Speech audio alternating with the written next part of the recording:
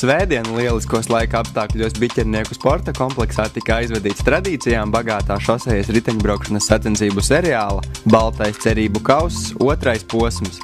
Par uzvarētājiem 28 un 50 km garajos grupas braucienos kļuva RRS Alfa riteņbraucējs Nikita Lukašoks, kā arī Ulvis Horens Korbergs. Jaunatnes šosejas riteņbraukšanas seriāls Baltais cerību kauss, kas pateicoties akciju sabiedrības Tukuma piens atbalstam šogad atzimis jaunā kvalitātē, svētdien turpinājās Rīgā esošajā Biķernieku sporta kompleksā. Riteņbraucēji no dažādiem Latvijas reģioniem otrajā posmā sacentās grupas braucienos pa Biķernieku trases 5,6 km garo apli. Zēnu un meitiņu grupā 28 km garajā distancē startēja 40 dalībnieki. Sportistiem bija jāveic 5 apļi ar vienu startfinišu pēc 3. apļa.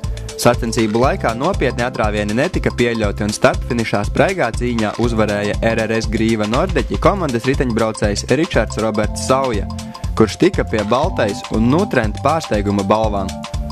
1 kilometru pirms finiša no konkurentiem atrāvās RRS Alfa komandas riteņbraucējs Nikita Lukašoks, kurš prata savu pārsvaru nostargāt līdz pat finišam, tādējādi izcīnot uzvaru, distancē pavadot 45 minūtes un 8 sekundes, bet sekundi vēlāk finišēja arī pārējā grupa. Otro vietu izrāva vēl viens RRS Alfa pārstāvis Mārtiņš Andrejs Iļenko, bet trešais bija starpfiniša uzvarētājs Ričards Roberts Sauja.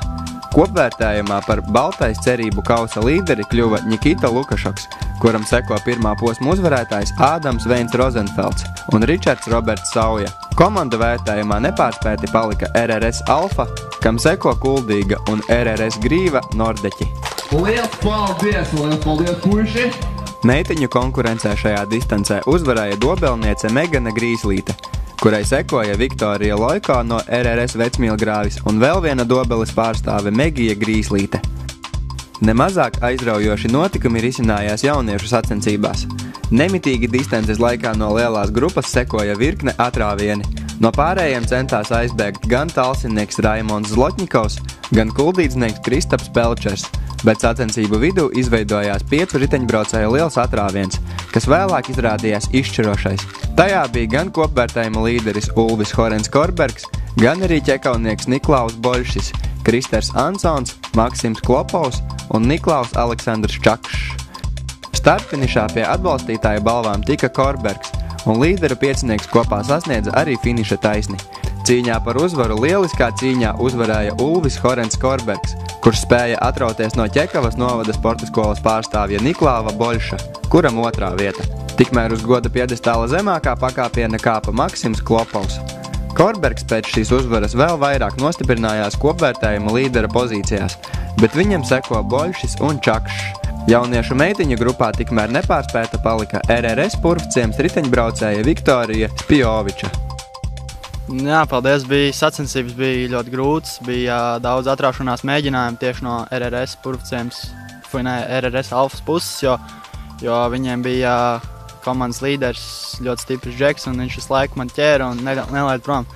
Tad es sagaidīju to brīdi, kad viņš ir nogurs, un veids atraušanās mēģinājumu. Man veiksmīgi pievienojās 2 džeki, viens no Ķekavas un viens no Rīgas, un tad vēlāk pievienojās arī vēl viens rīdzinieks, kas ir arī murjānietis, un viņam arī sakoja vēl viens murjānietis. Tad mēs 5 tā braucām, bija ļoti labi, varēja atpūsties, varēja labi pastrādāt.